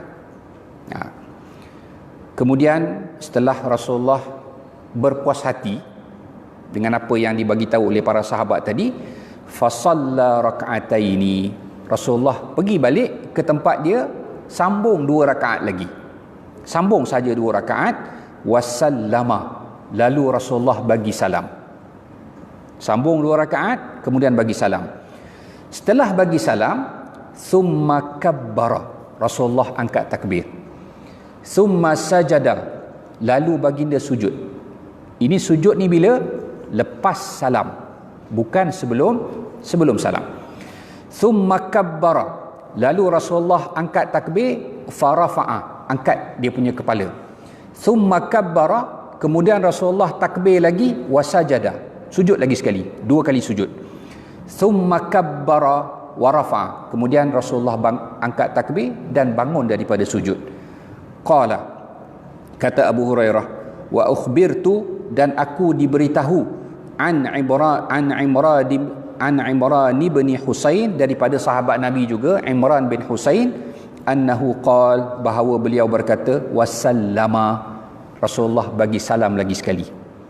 Maknanya Rasulullah lakukan sujud tu lepas salam sembahyang tu. Bila lepas sujud tu Rasulullah bagi salam lagi. Ini hadis kisah Dzul Yadain yang diriwayatkan oleh Abu Hurairah. Hadis yang sama, hadis Abu Hurairah juga, yang diriwayatkan dalam satu riwayat Imam Muslim, fa'atamma Rasulullah sallallahu alaihi wasallam, Rasulullah menyempurnakan ma baqiya minas salah, apa yang tertinggal daripada sembahyang tadi. Rasulullah sembahyang 2, sambung lagi 2. Thumma, kemudian sajada sajadataini, Rasulullah sujud 2 kali, wa huwa jalisun, dalam keadaan duduk, ba'dat taslim, selepas daripada Rasulullah memberi salam. Jadi hadis ni menunjukkan sujud itu dilakukan selepas salam, berbeza dengan yang pertama tadi. Okey. Kemudian hadis yang ketiga, hadis riwayat Imam Al-Bukhari dan Muslim daripada sahabat Nabi Abdullah bin Buhainah radhiyallahu anhuma. Buhainah ni nama mak dia. Abdullah ini nama mak dia Buhainah. Dia dikenali dengan Abdullah bin Buhainah. Nama ayah dia Malik. Sebab tu kadang-kadang disebut Abdullah bin Malik bin Buhainah. Orang yang tak tahu dia kata Buhainah tu atuk dia, sedangkan Buhainah itu adalah mak dia. Abdullah bin Malik bin Buhainah. Semua ni sahabat Nabi radhiyallahu anhum. Kata Abdullah bin Buhainah, anna Rasulullah sallallahu alaihi wasallam, bahawa Rasulullah sallallahu alaihi wasallam qama, berdiri, fi salati zuhri, dalam sembahyang zuhur. Rasulullah bangun berdiri dalam sembahyang zuhur, wa alaihi julusun, sedangkan Nabi ketika itu sepatutnya baginda duduk. Ini berlaku Nabi sembahyang zuhur, sepatutnya Nabi duduk tahiyat awal, tapi Nabi bangun berdiri. Nabi tak duduk tahiyat awal. Itu maksud wa alaihi julusun. Atas Nabi duduk, yang Nabi tak lakukan. Nabi terus bangun. Falamma atamma salatahu, tatkala Nabi menyempurnakan solatnya, sajada sajadataini, Nabi sujud 2 kali sujud. Fakabbara fi kulli sajdatin, Nabi mengangkat takbir pada setiap kali sujud, wa huwa jalisun, dalam keadaan duduk, qabla an yusallim, sebelum Nabi memberi salam. Jadi hadis Abdullah bin Buhainah ni menunjukkan bahawa sujud Nabi itu dilakukan sebelum memberi salam. Okey. Wasajadahuman nas, dan orang ramai pun bersujud bersama dengan Nabi dua sujud tadi, maka nama nasya minal julus, kerana terlupa duduk tahiyat awal tadi. Cuma kita tengok kan, duduk ni ada kalanya dilakukan sujud ni ada kalanya dilakukan oleh Nabi sebelum salam dan ada kalanya dilakukan selepas salam. Cuma kita tengok sebabnya berbeza. Kalau yang pertama tadi Nabi terlupa rakaat. Yang ini Nabi terlupa tahiyat awal. Okey. Hadis yang keempat. Hadis riwayat Imam Bukhari dan Muslim daripada sahabat Nabi Abdullah bin Mas'ud radhiyallahu anhu. Beliau berkata, Shalla Rasulullah sallallahu alaihi wasallam. Rasulullah sallallahu alaihi wasallam bersembahyang. Qala Ibrahim. Kata Ibrahim, salah seorang perawi hadis ni, zada au naqasa. Sama ada Rasulullah menambah ataupun Rasulullah mengurangkan. Tertambah perbuatan ataupun terkurang perbuatan. Falamma sallama, tatkala Rasulullah memberi salam, qila lahu, dikatakan kepadanya, sahabat berkata kepada Nabi ataupun bertanya kepada Nabi, ya Rasulullah, wahai Rasulullah, ahadatha fi salati syai', adakah berlaku sesuatu dalam solat? Sebab kemungkinan kan berlaku sesuatu ketika solat, turun Jibril bawa wahyu suruh sesuatu bagian sekian. Jadi atas kemungkinan itu sahabat tadi bertanya kepada Nabi.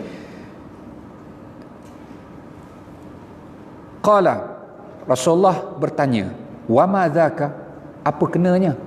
Sahabat tadi tanya kan, ada berlaku sesuatu ke? Bila dah sahabat tanya, Nabi tanya balik, kenapa? Ada yang tak kena ke? Qalu, sahabat berkata, sallaita kadza wa kadza, engkau solat sekian. Mungkin kurang, mungkin lebih.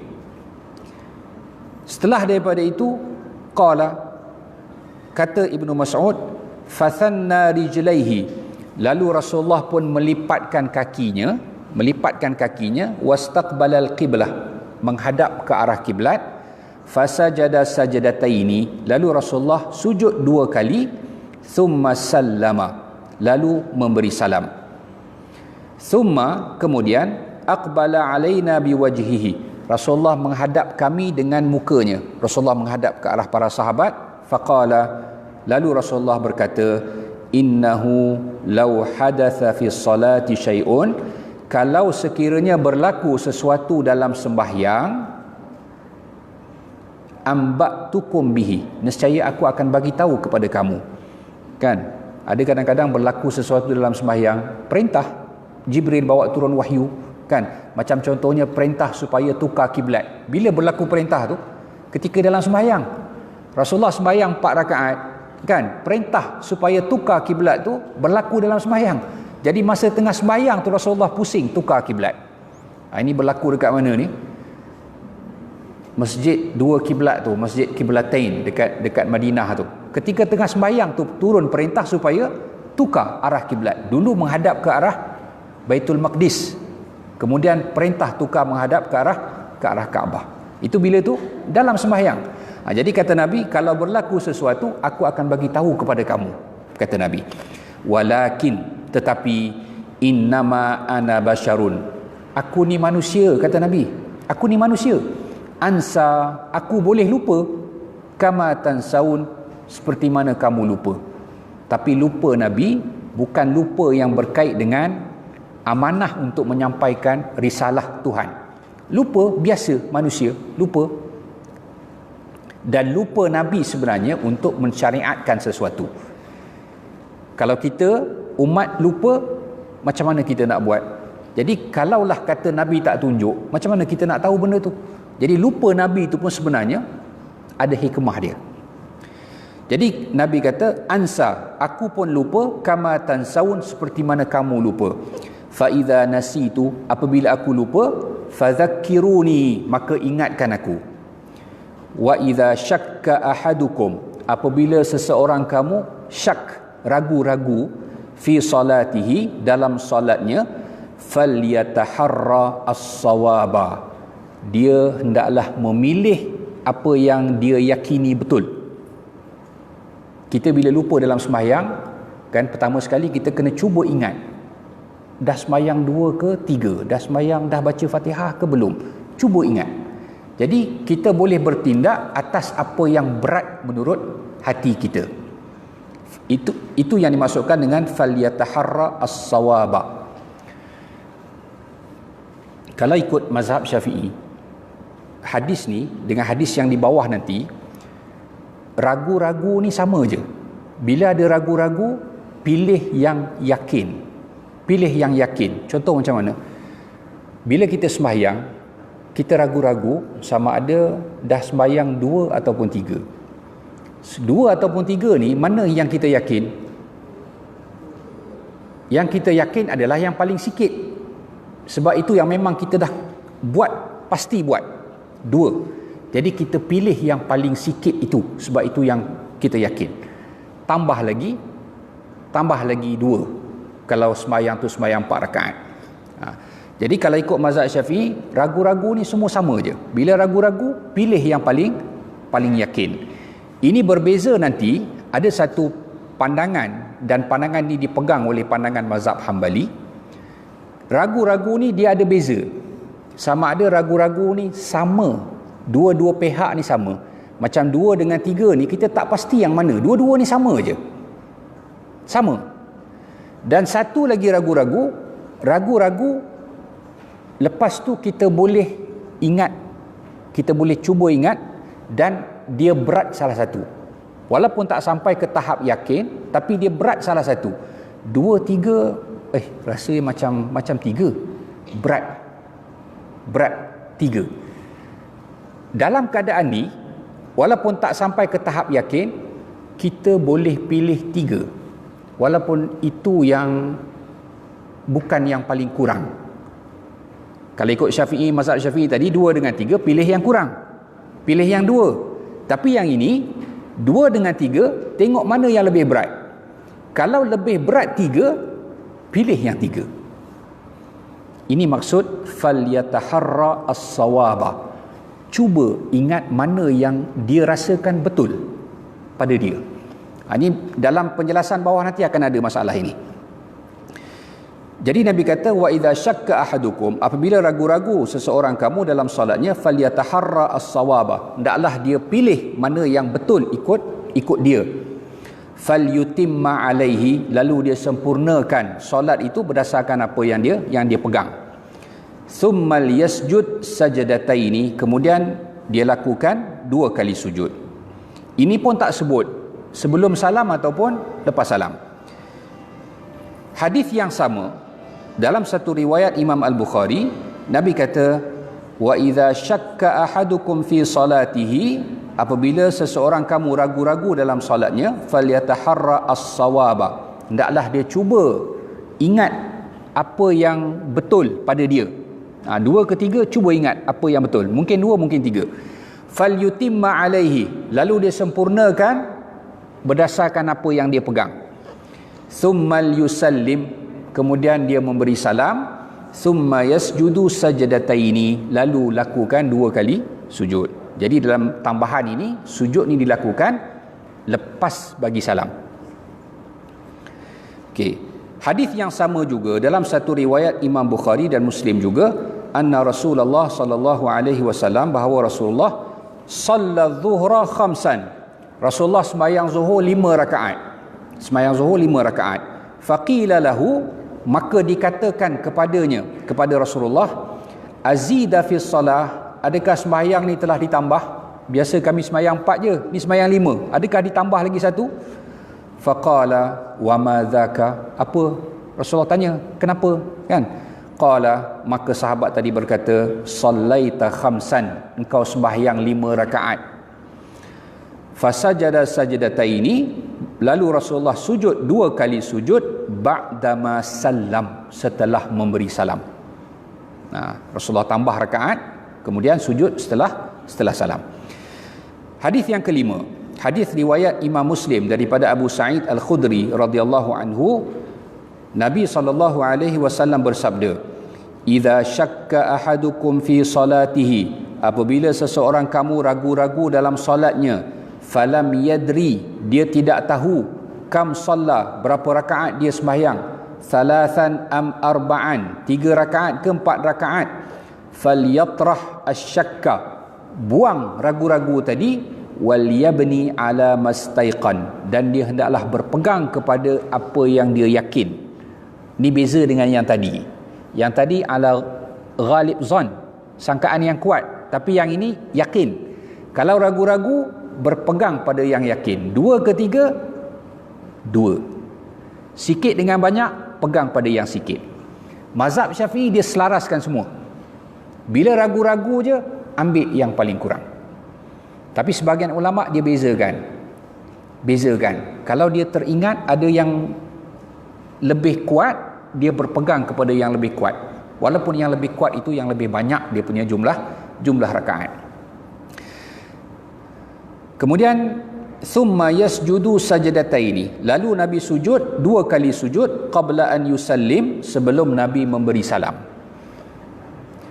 Fa in kana shalla khamsan, sekiranya dia bersolat 5 rakaat, syafa'na lahu salatahu, maka yang 2 sujud tadi tu akan menggenapkan 5 tu. Orang yang sembahyang terlebih 5 rakaat kan, lepas tu buat sujud 2 kali. Bila dah buat sujud 2 kali, Nabi kata kalau katakan dia terlebih pun 5 rakaat, maka yang 2 sujud tu akan menggenapkan yang 5. Jadi berapa? Jadi 6. Bila jadi 6, 4 rakaat tu yang memang yang fardu, yang 2 yang lebih tu dia jadi sunat. 2 tu jadi sunat. Wa in kana shalla itmaman li arba', kalau dia sembahyang 4,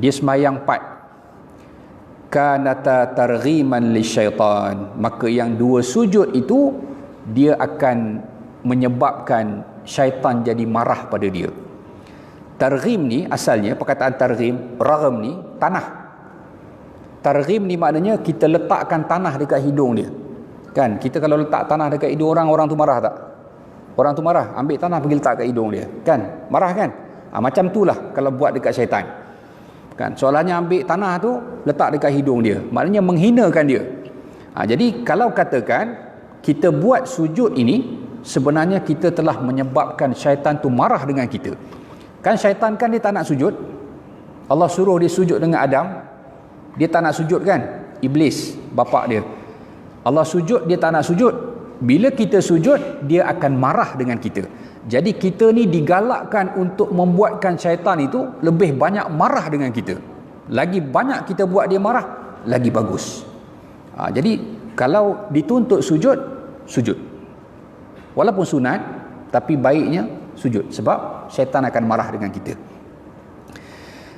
Itu hadis yang kelima. Hadis yang keenam, hadis riwayat At-Tirmidzi daripada sahabat Nabi Abdul Rahman bin Auf radhiyallahu anhu.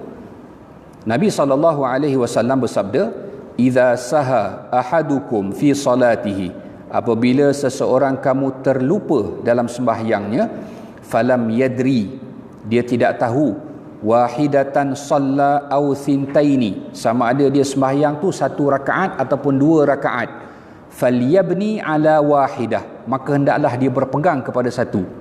Kan, hadis ni kalau kita ragu-ragu antara yang sikit dengan yang banyak, pegang yang sikit. Kan Rasulullah kata antara 2 dengan 1, pegang yang 1. Fa illam yadri thintaini shalla au thalathan, kalau dia tak tahu sembahyang 2 rakaat ke ataupun 3, falyabni ala thintaini, pegang yang 2, ambil yang sikit. Fa illam yadri thalathan shalla aw arba'an, kalau dia tak tahu dia sembahyang tu 3 rakaat ataupun 4 rakaat, falyabni ala thalath, berpegang yang 3. Maknanya banyak sikit, ambil yang sikit. Wal yasjud sajdataini, dan hendaklah dia melakukan sujud 2 kali, qabla an yusallim, sebelum dia memberi salam. Jadi ni 6 hadis ni yang menjadi induk dalam hukum sujud sahwi. Daripada hadis ni lah besok kita akan tengok ulama berbeza pandangan dalam memahami hadis-hadis ini dan metod yang berbeza dalam memahami hadis-hadis ini. Mazhab Syafi'i dihimpunkan semua hadis. Walaupun kita tengok kan ada hadis yang kata sebelum salam, ada hadis yang kata selepas salam kan. Tapi tengok sebab-sebab tu berbeza. Ada sebab kerana Rasulullah tak sempurnakan sembahyang lagi bagi salam. Ada sebab yang Rasulullah terlupa duduk tahiyat awal. Ada sebab ragu-ragu. Ini besok kita akan perincikan dalam pandangan-pandangan mazhab kan. Ada mazhab kita akan sebut mazhab Syafi'i dan 3 mazhab yang lain. Ada tempat-tempat yang mereka sepakat dan ada tempat-tempat yang mereka berbeza. Jadi saya ingat masa pun dah tak banyak. Kalau kita nak ni memang tak sempatlah semua. Setakat ni ada apa-apa kemuskilan tak?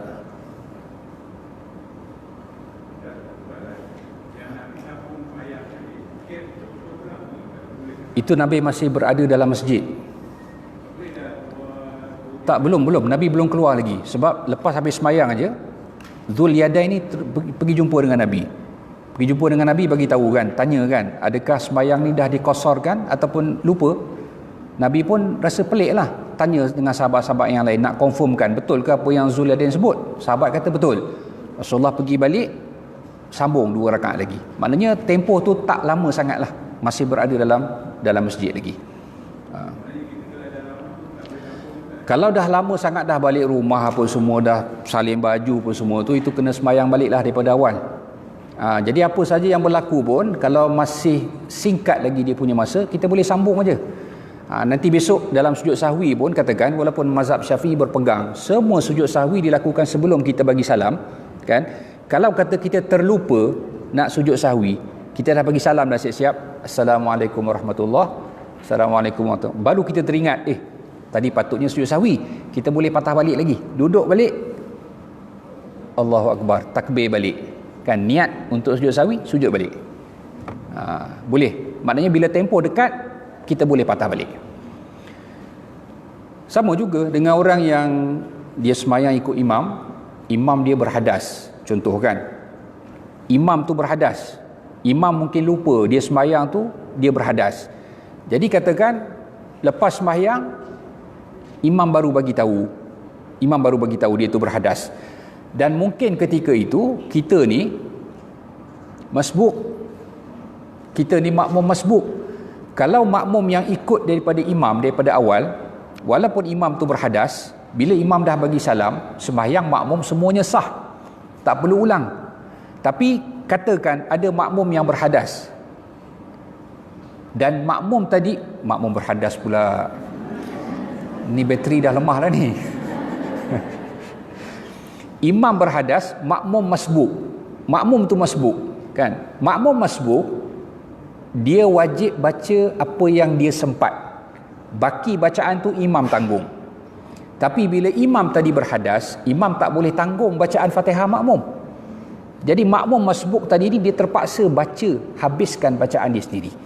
Maknanya masa dia masbuk dengan imam rokok apa rakaat tu sepatutnya tak dikira kerana imam tu berhadas. Jadi bila makmum tadi dia tahu lepas imam selesai bagi salam, makmum tadi ni dia wajib ganti satu rakaat yang Fatihah dia tak habis tadi. Sepatutnya rakaat tu imam tanggung, tapi imam tak boleh tanggung, dia terpaksa buat sendiri. Sama juga kalau katakan jarak tu masih dekat, dia boleh sambung terus. Dia sambung terus je. Jarak masih dekat, masih dalam masjid kan, masih mungkin yalah mengikut adat lah, tak terlampau lama sangat.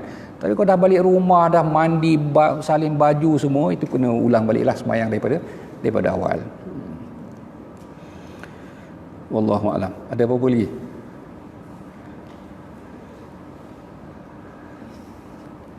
Duduk jauh-jauh nampak ramai.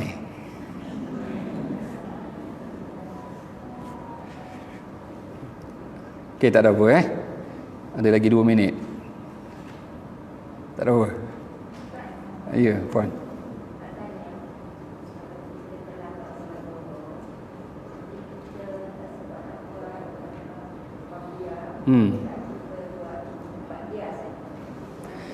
Okey, ini soalan tentang yang tak sempat buat qabliyah zuhur.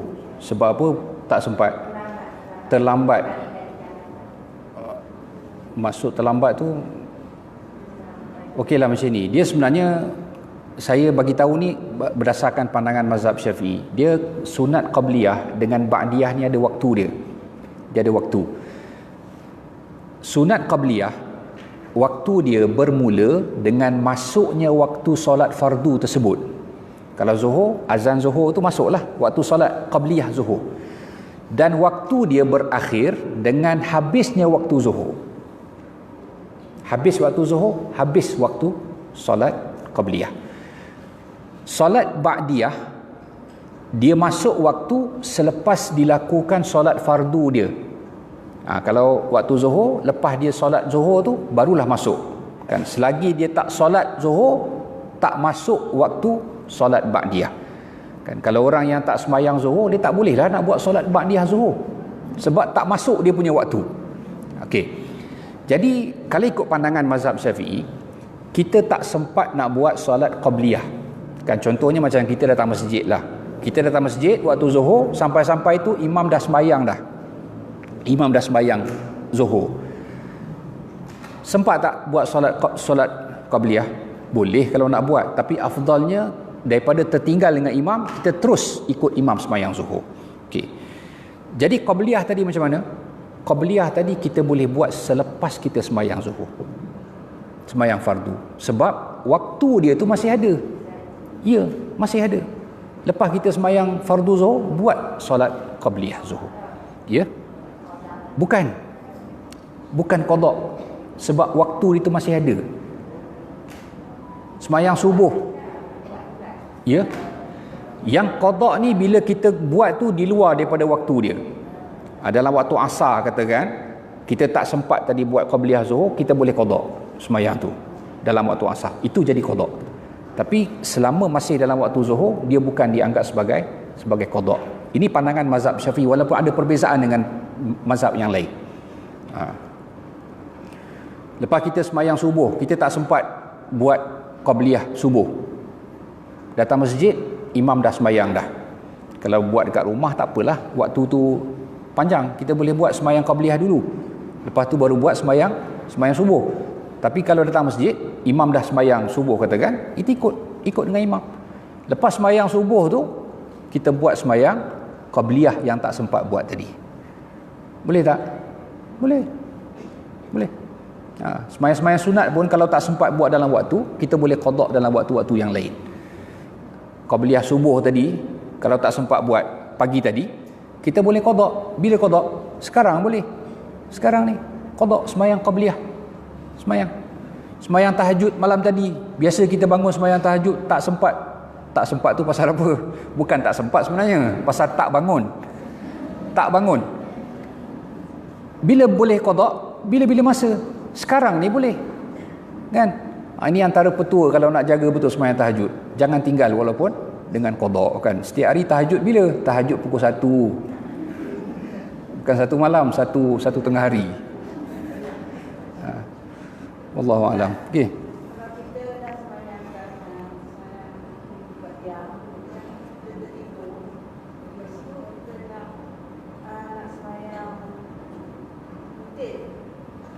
Semayang ba'diyah apa ni?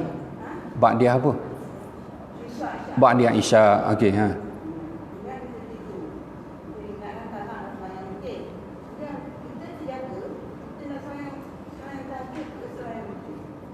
nak tahajud ke sembahyang witir? Dia sembahyang tahajud ni, apa dia sembahyang tahajud? Sembahyang yang dilakukan pada waktu malam setelah tidur. Itu nama dia tahajud. Bila masuknya malam tu bila masuknya lepas tenggelam matahari, lepas maghrib lah. Lepas maghrib itu dah bermula malam. Mula malam. Jadi apa sahaja sembahyang yang dilakukan dalam waktu malam tu, syaratnya kita tidur dulu, itu semua dinamakan tahajud. Walaupun sembahyang tu sembahyang qada, sembahyang fardu. Kita ada qada sembahyang fardu, kita buat sembahyang tu pada waktu malam selepas kita tidur, itu pun dinamakan sembahyang tahajud. Jadi termasuklah kalau witir buat malam tu pun dengan syarat tidur dulu, itu pun termasuk dalam sembahyang tahajud. Kalau yang tidur dalam kuliah maghrib tu boleh terus sembahyang tahajud lepas tu.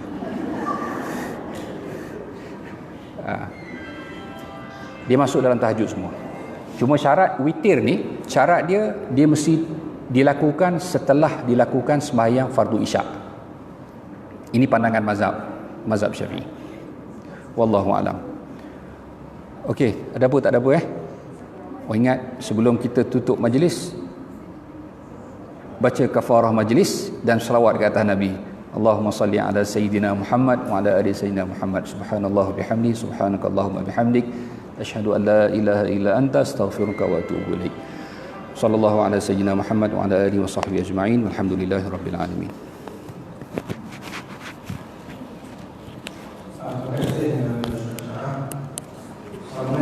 Untuk sesi yang kedua, jam 11 selamat sampai, dan untuk Pak Man, kita masih